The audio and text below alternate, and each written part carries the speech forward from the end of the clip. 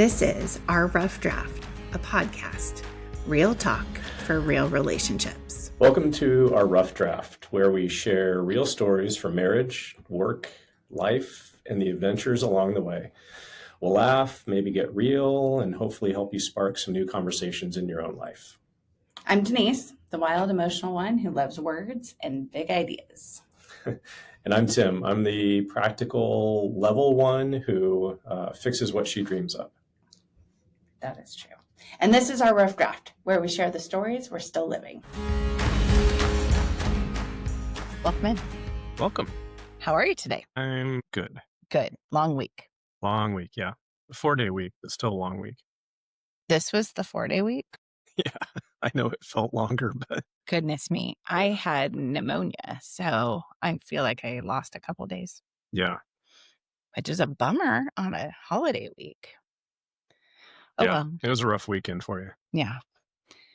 All right. Well, let's get into it. This week we are talking about parenting. And so what's been going on in the parenting world this week? Well, I think that we are demonstrating that you can still parent from afar, as 2 of our 3 kids are no longer living at home and are in different parts of the country doing different things. And we are still involved, still helping via text message, via FaceTime, via phone call, different than when they were still at home, mostly about providing a sounding board and advice versus some of the other ways that we parented in the past, I guess. Yeah, for sure.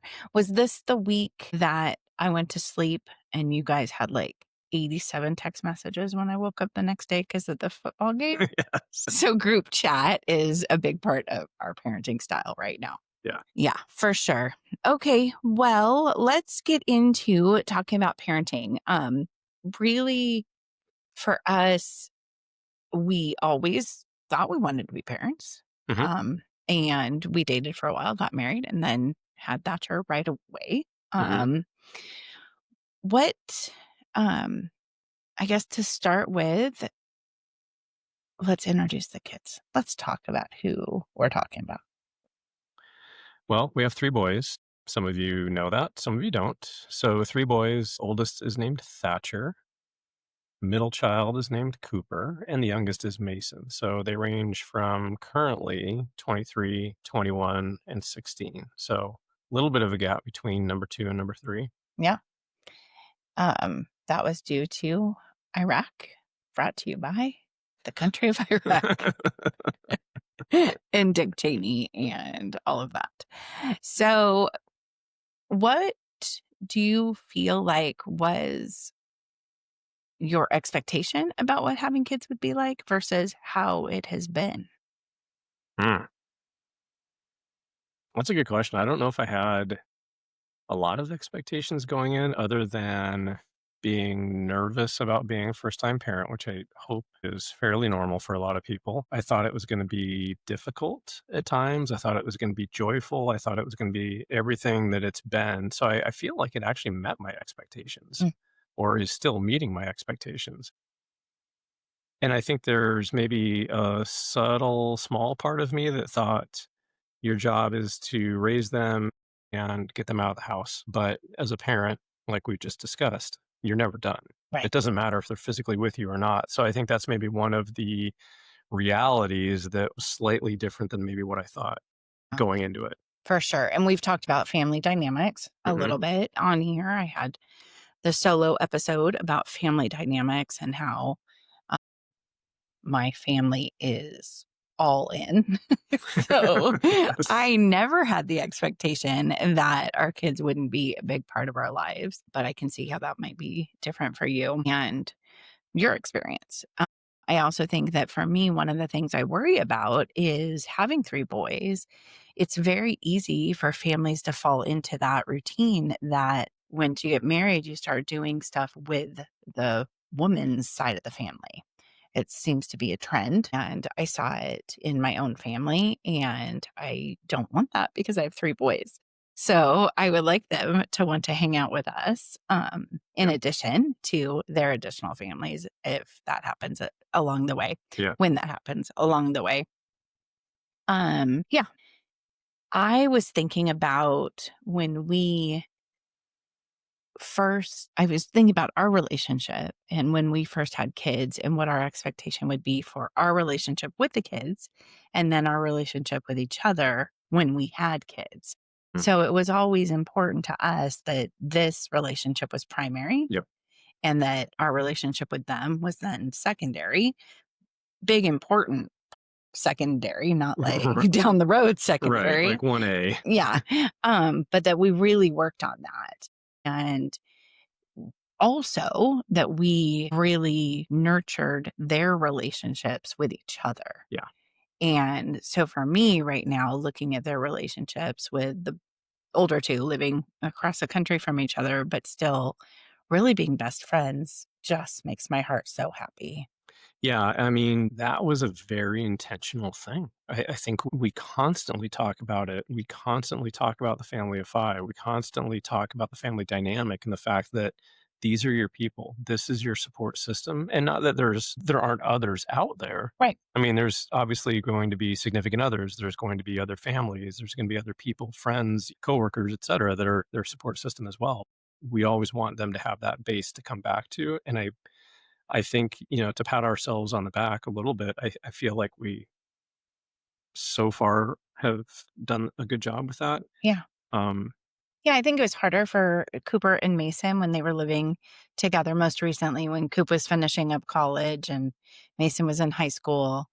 That was a rougher time, but they still like each other and they still communicate. But right now, Mason and Thatcher are closer than I think Mason and Cooper are. But yeah, I think to that point, I feel like the three of them are defining what that relationship mm, looks like to each of them, like each of them with each of the others. And I think that that's exactly what we would want. We want them to be close and feel like they have family, but they still, as human beings, get to decide what those relationships are like, get to decide how they interact with each other. We haven't forced that on them. We haven't tried to control what that is. right. I don't feel. Yeah. I remember when they were little, I think you were probably gone because that's part of the That'll story. be a theme coming up later. It can be the theme now. So we had Thatcher and moved into a cute little house in Duval and decided it was time to have kind of a second child at the same time that the army came calling and you were going to deploy to Iraq with that Iraq war. So we got a Cooper and you left. And Cooper will bring it up just like that. He didn't leave because Cooper came. He left because he had to deploy. We are very fortunate that he got to be here and home for the first 2 weeks of Cooper's life and then really deployed for 18 months at that point.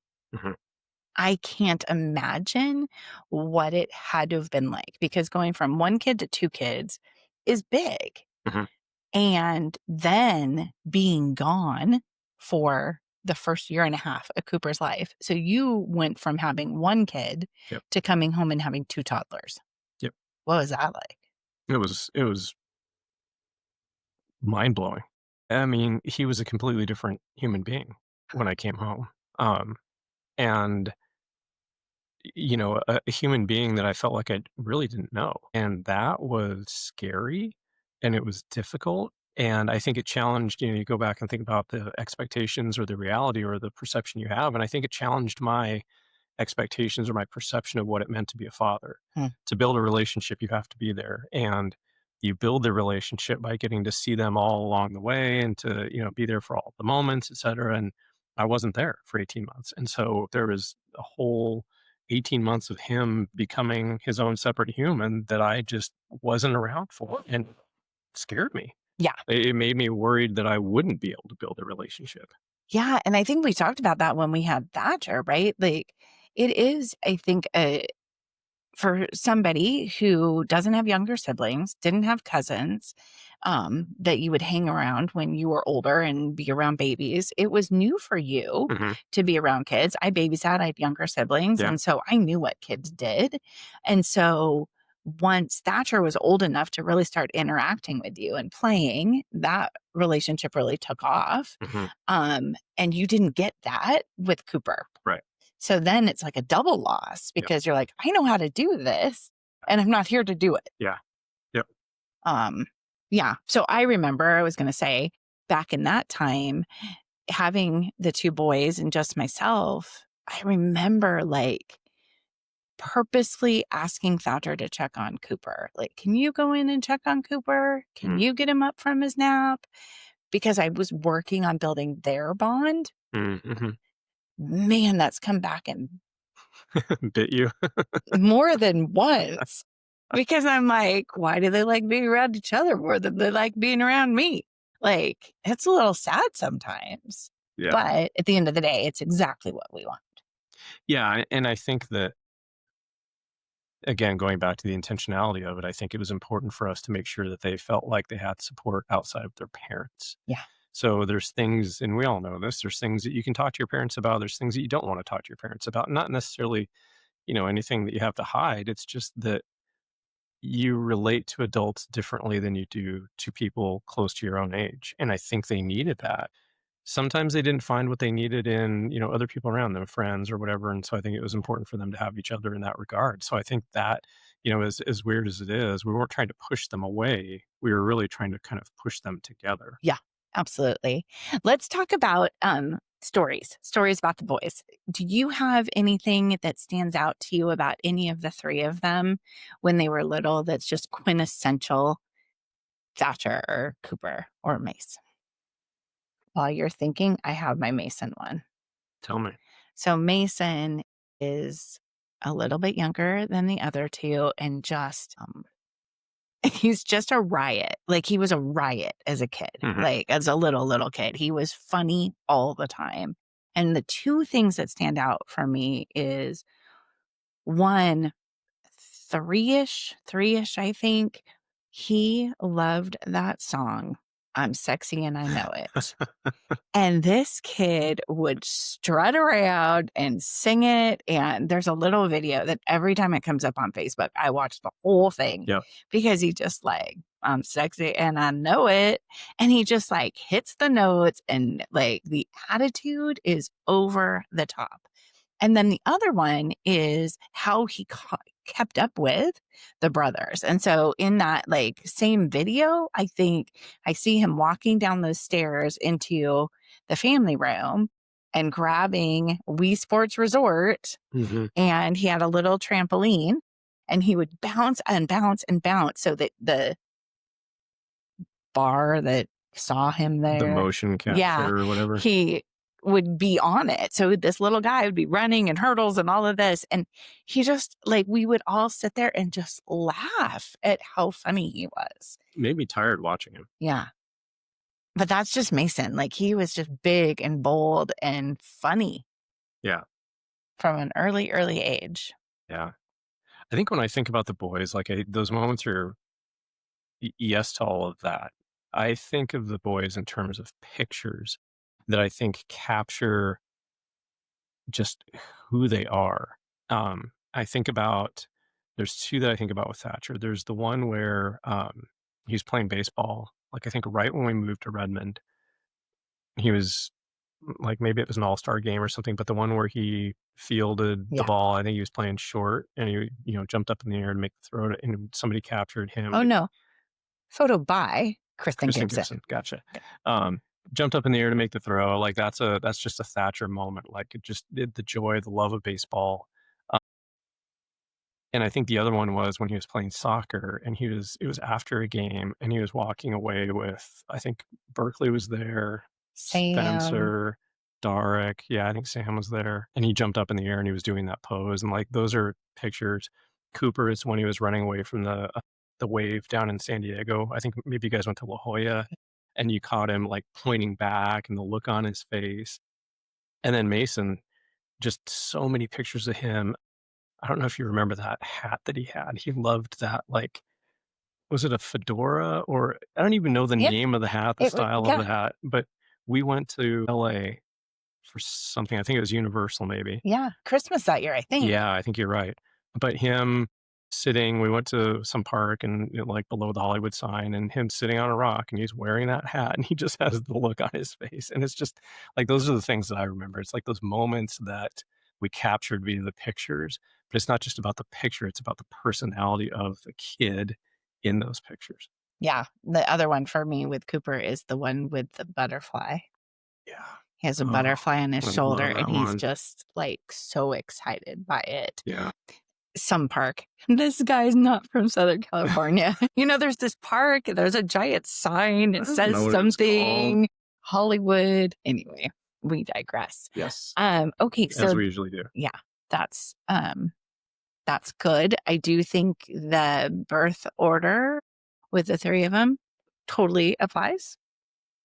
Um, You know Cooper better than I do. Cooper would tell us all the time that he is the middle child. But we've also tried to do stuff where we've done things alone with just Cooper. Obviously, easier with that, easier with Mason because they are the bookends. But we've definitely spent some time doing special things with each of them. So let's turn our attention to parenting wins and parenting things that we're still learning.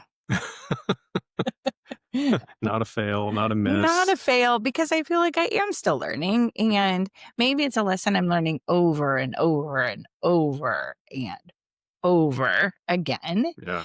I had one of those this week where um, there was a disappointment for one of the boys, and man, I wanted to fix it. Like, and I know that's a theme that keeps coming up for me in these, but I don't like to see them unhappy. No, you don't. It's really hard for me. Yeah. Um, I uh, this I think you mentioned on one of these the other day about we should talk about roles and how the roles show up at home. Let's talk about it with parenting roles. Who was the disciplinarian? Who was I don't know what other roles are there in parenting. I don't know. Okay, maybe neither of us. The disciplinarian, No, that was me. really? Yeah, I tried, but I was blocked sometimes by you. Well, I don't like to see them sad. Yeah. Yeah, no, I mean, there's probably a million roles, right? Who's Mhm, the teacher? Who's the disciplinarian? Who's the, the caregiver? Who's the XYZ? And I was thinking about it at the beginning of this conversation, but I think we made a very conscious decision about how we wanted the relationship of our family to work. We did not, however, make conscious decisions about roles within the family other than that there would be no roles. Meaning, it wasn't up to you to change the diapers. It wasn't up to right, me to, like, and I know that this isn't hopefully not a thing anymore, but like all the traditional stereotypes about how you parent, we didn't want to fit into any of right. those. It was because we did not want to create at all like an us versus them kind of thing with our family. Mhm, So I think that's why it's so hard to talk about roles because there was no assigned role. There was no, you always do this, I always do right. this. We tried to, make sure that we shared all that. Yeah, and I think another thing that goes to maybe a little insight into us is we also didn't want to be the Saturday morning clean the house people. Yeah. And so I feel like our kids never really did any chores. No. They would tell you they did. They would tell you that they did in certain situations. Typically when I left for drill or whatever, there's a term in our family called drill mom. And whatever weekend I had drill, that was when somehow It all kicked in. it all kicked in and the house got cleaned and you just it was like a whirlwind. You know where that comes from.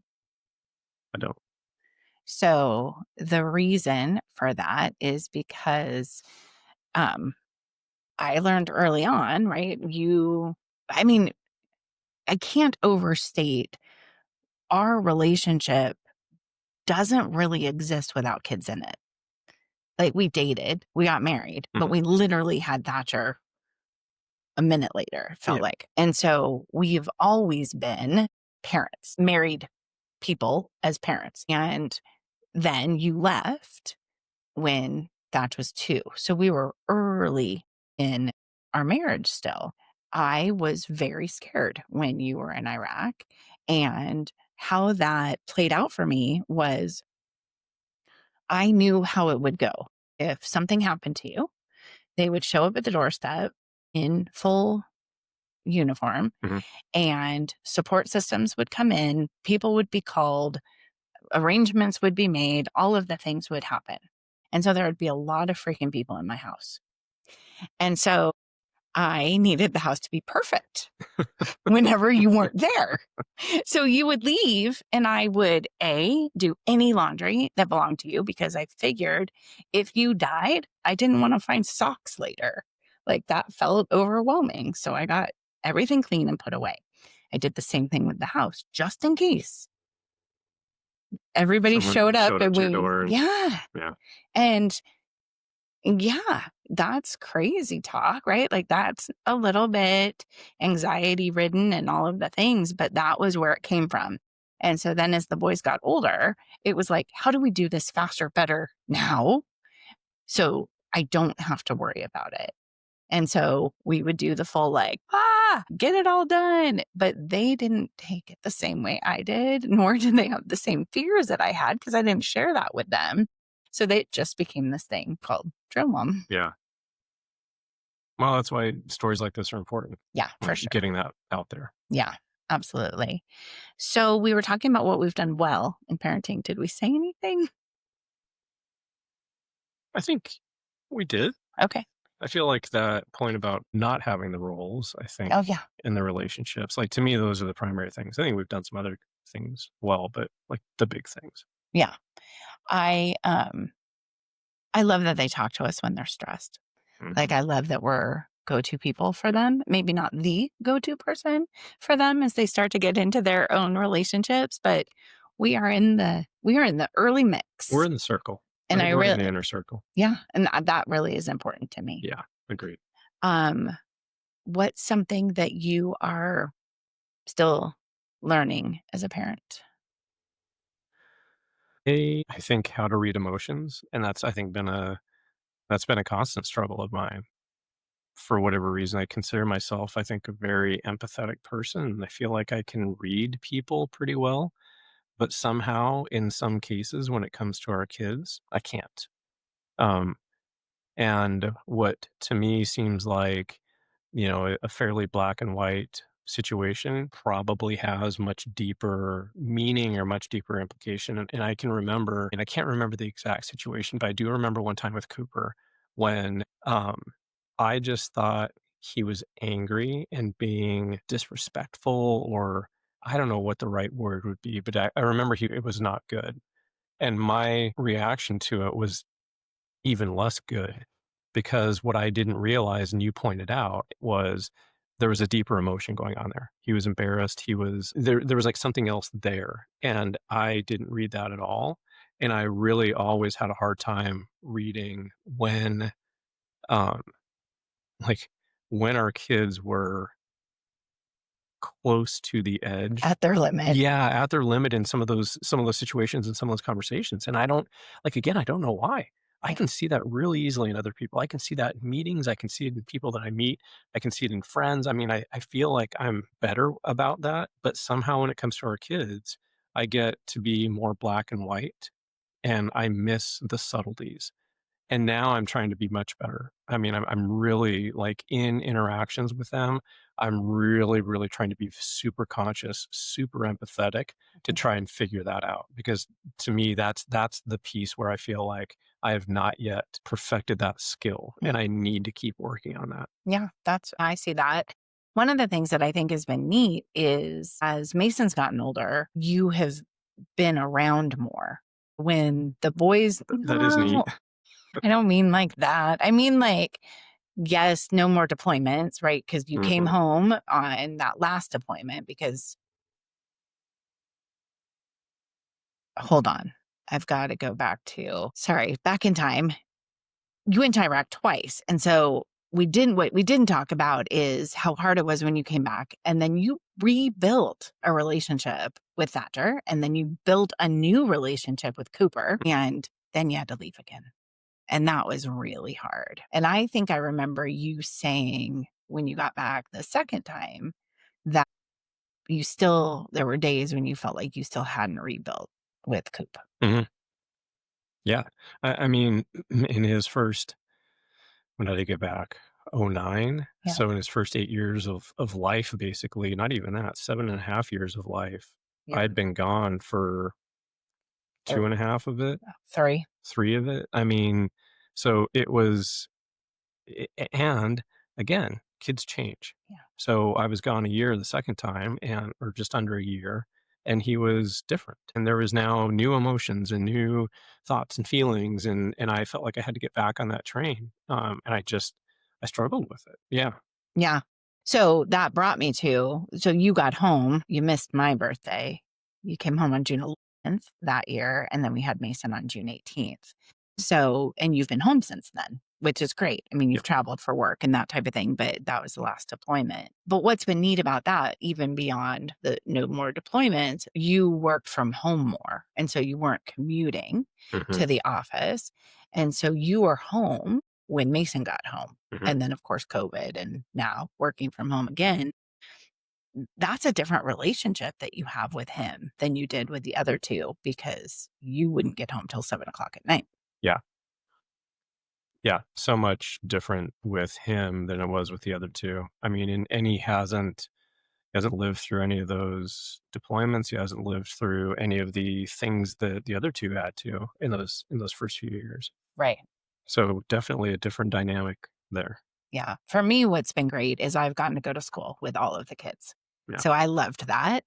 Thatch and Coop came up with me to Entiat, which was amazing and awesome. And I still am fortunate that Miles reminded me that we had a school and the kids could come with me. And then Mason went with, I guess they all went to Rockwell with me, Hmm. which was pretty awesome. And then Mace came to Hollywood Hill, which was not as fun being the principal's kid as being the teacher kid, but he's pretty adaptable. Yeah. So that's Yeah. pretty cool. I think that is pretty fun stuff that we've been talking about. I think about just how much fun we have as the five. And there are some times that are hilarious.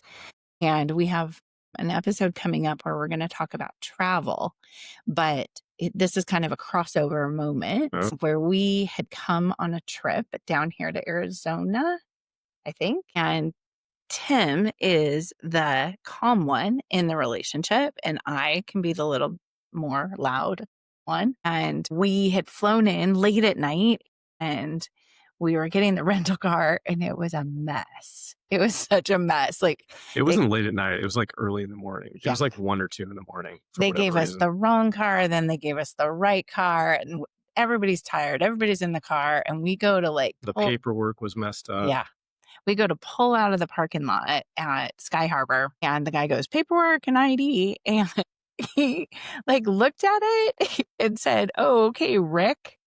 And No, he said, which one of you is Rick?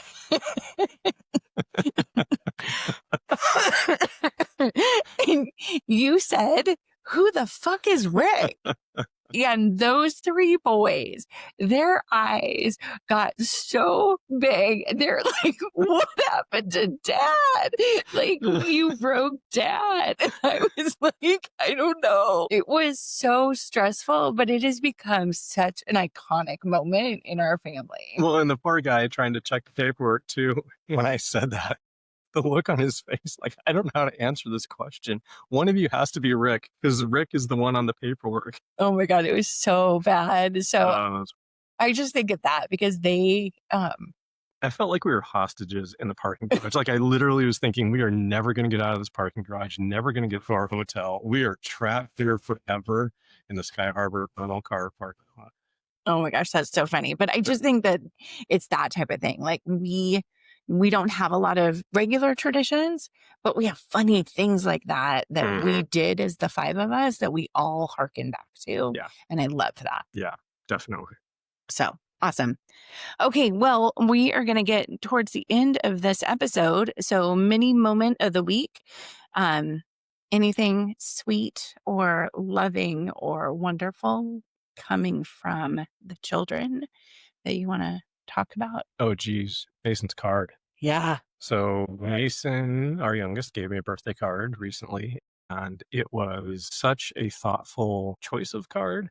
And then the words that he wrote inside of it, like it wasn't just, you know, all the card sentiment and then just signing his name to the bottom. It was all of these other words, and it was just a like, I'll keep that card forever. Yeah, and speaking your love language, right? He wanted to spend time with you, Yeah, connection. which is so Yeah, amazing. for And you. for me, it was, just an email exchange with Thatch, and I ended it with clear eyes, full hearts, and his only response was, "Can't lose, mama." And I just love that it goes back to that, right? Like, we built these memories. We would watch fun shows together like Friday Night Lights, Mhm. and for a while, we had the W sticker up above the door, and we would all hit it as we left. Yeah, Um, and it just in small moments can recapture how I was feeling when they were littler, which is really fun. yeah. Okay, Cooper's the middle child. We didn't say one about him. Coop's had a tough week. Yeah, I got a little bit disappointed, but we were still in the loop on it, which was really great, Yeah, which is definitely. really cool. And we'll all get to be together again in December, which will be fantastic. Coop was going to get to come home and his plans got changed, which was kind of a bummer because he was also going to be a guest on the podcast, but we'll have to wait and do that a different day. Yeah. So we'll get there. Okay, so the question that we had for everybody this week was, what is one parenting win or fail that you'll never forget? And making sure that you're having that conversation with somebody who matters in your life. It'd be fun to ask the kids that question as well. That'd be interesting. Yeah. So if you are a parent, maybe ask your kids. If you are somebody who is not a parent, maybe think about what's something you've learned from being someone's child, because that's a pretty universal feeling. Okay, so anything else for today? Go Devils. Go Devils. We're headed to volleyball. We hope that you all have a great week and we will talk to you soon. Bye, everyone.